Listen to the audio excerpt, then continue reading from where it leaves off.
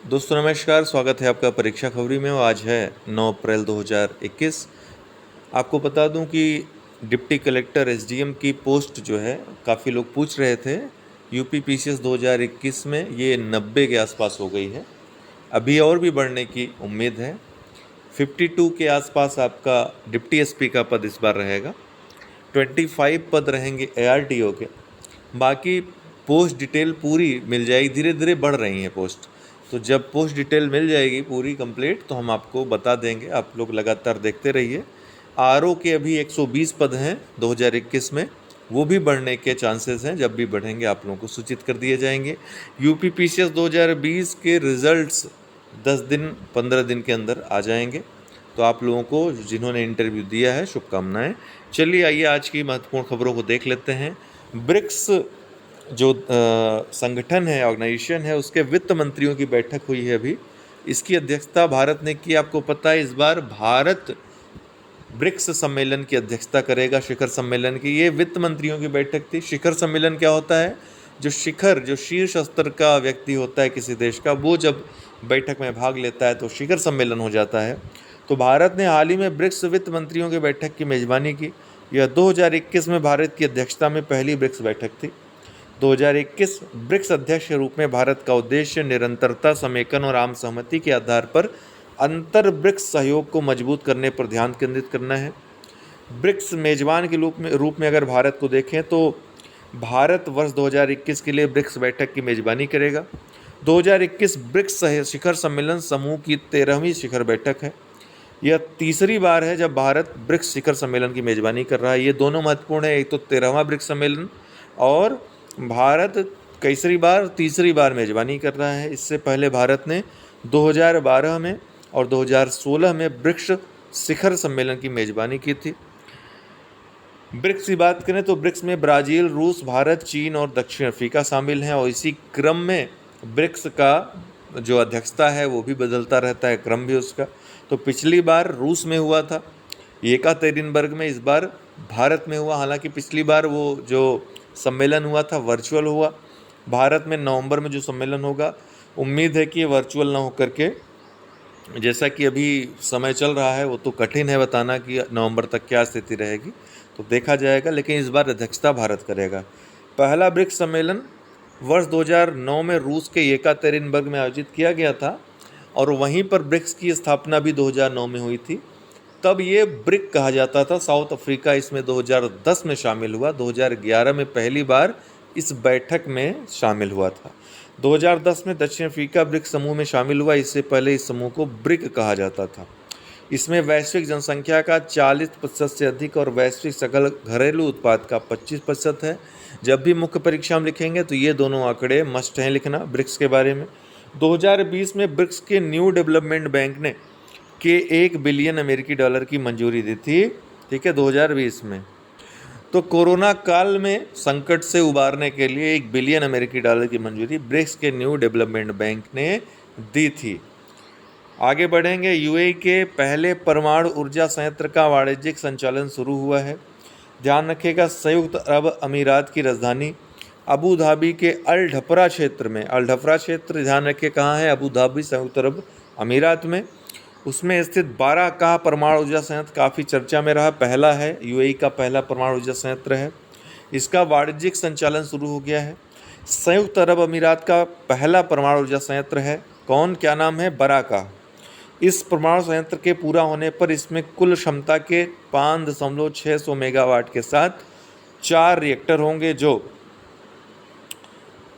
संयुक्त अरब अमीरात की मांग का लगभग 25% पूरा करते हैं और हर वर्ष 21 मिलियन टन कार्बन उत्सर्जन को रोकने में सक्षम होंगे। ये जो है 5 दशमलव नहीं है, गलती से ये लिख गए हैं, 5,600 मेगावाट है दोस्तों, ठीक है ना। 5,600 मेगावाट के साथ 4 रिएक्टर, ये कुल क्षमता होगी चारों रिएक्टरों की मिला करके, ठीक है। इसमें 4 रिएक्टर होंगे। तो ये ध्यान रखिएगा। वैश्विक ऊर्जा कंपनियों ने मिलकर इंडिया H2 अलायंस, ध्यान रखिएगा इंडिया H2 अलायंस क्या है, IS2A के बारे में पूछ सकता है। वैश्विक ऊर्जा कंपनियों ने मिलकर इंडिया H2 अलायंस नामक एक नया गठबंधन बनाया है। इस गठबंधन बनाने की पहल रिलायंस इंडस्ट्रीज और चार्ट इंडस्ट्रीज द्वारा शुरू की गई है। इंडिया S2 अलायंस मुख्य रूप से हाइड्रोजन प्रौद्योगिकियों के व्यावसायीकरण पर केंद्रित है। ध्यान रखिएगा, ये स्टेटमेंट पूछ सकता है। यह भारत में हाइड्रोजन अर्थव्यवस्था और आपूर्ति श्रृंखला को बढ़ावा देने की दिशा में काम करेगा। H2 ये हाइड्रोजन का ही संकेत होता है, तो इसलिए आप लोग कर लेंगे आसानी से, बस कंफ्यूज मत होइएगा। Anamaya the tribal health collaborative launch. तो अनामया क्या है? केंद्रीय स्वास्थ्य मंत्री डॉक्टर हर्षवर्धन और जनजातीय मामलों के मंत्री अर्जुन मुंडा ने आदिवासी समुदायों के स्वास्थ्य और पोषण की स्थिति को सुधारने के लिए Anamaya the tribal health collaborative launch किया। तो ध्यान रखिएगा, ओलंपिक के किसके लिए है और किसने लॉन्च किया? ओलंपिक के लिए क्वालिफाई करने वाली पहली भारतीय महिला नाविक कौन बनी है? नेत्रा कुम्मनन, काफ़ी चर्चा में रही। तो क्या नाम है? नेत्रा कुम्मनन। ये इनके बारे में पूछ सकता है किससे जुड़ी हुई हैं। तो ओलंपिक के लिए क्वालिफाई करने वाली पहली भारतीय महिला नाविक बनी हैं ये, ध्यान रखिएगा। आर्टिफिशियल इंटेलिजेंस आधारित पोर्टल, ये मैं बार बार इसलिए बोलता हूँ ध्यान रखिएगा ताकि आप लोगों का जोर जाए, ध्यान दें, आप लोग जरूरी है बोलना। आर्टिफिशियल इंटेलिजेंस आधारित पोर्टल सुपेक्स, ये क्या है भैया?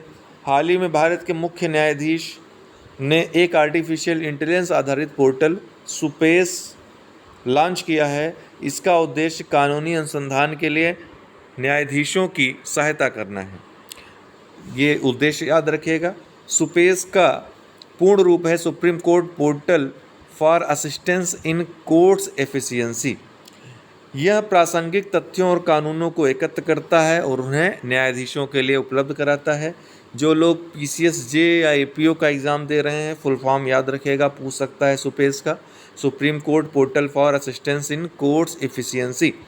इस उपकरण को निर्णय लेने के लिहाज से डिज़ाइन नहीं किया गया है, बल्कि यह केवल तथ्यों को संसाधित करेगा और न्यायाधीशों की सहायता के लिए तथ्य उपलब्ध कराएगा। तो डाटा संग्रहण का एक तरह से कार्य करेगा ये।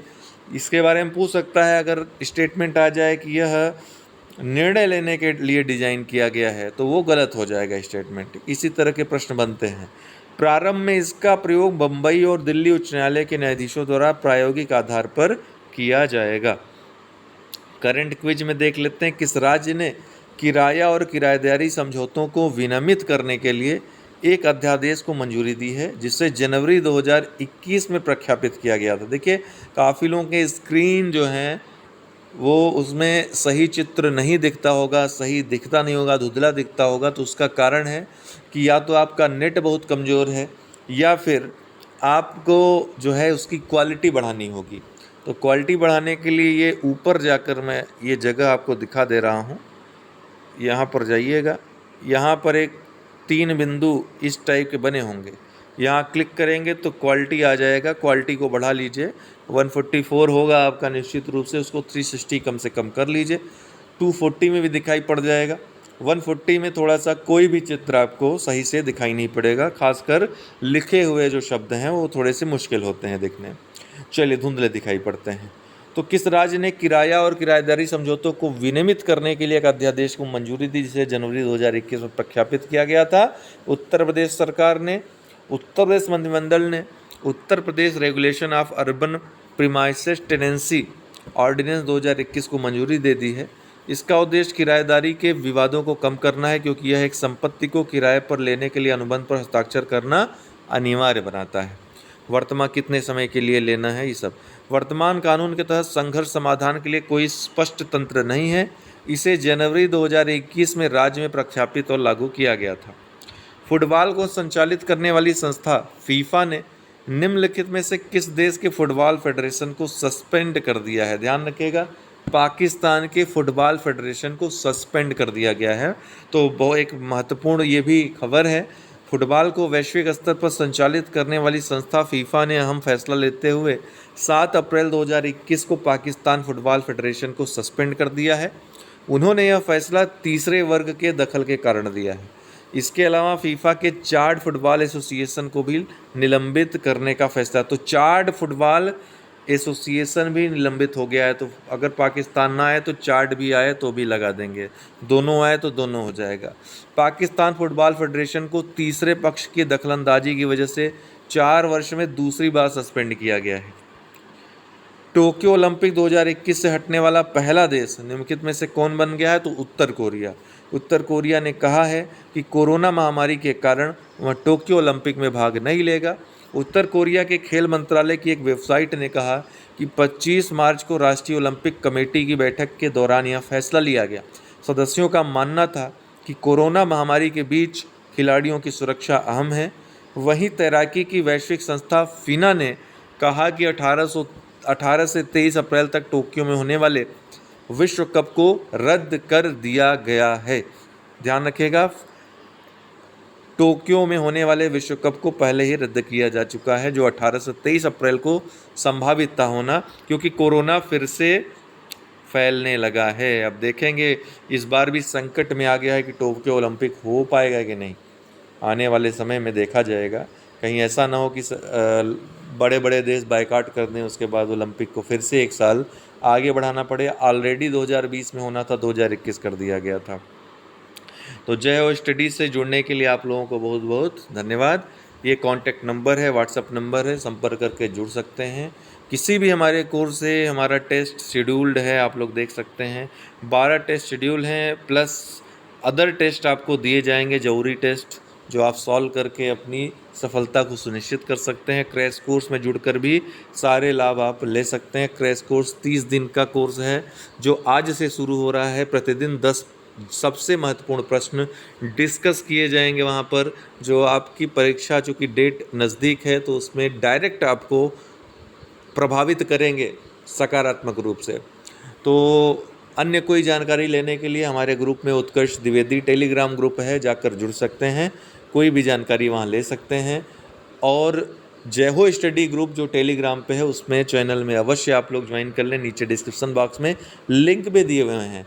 प्लेलिस्ट हम परीक्षा खबरी की बना दे रहे हैं, नहीं बनाया था, गलती से ध्यान नहीं रहा, किसी बच्चे ने आज बोला, तो वो बना देंगे हम।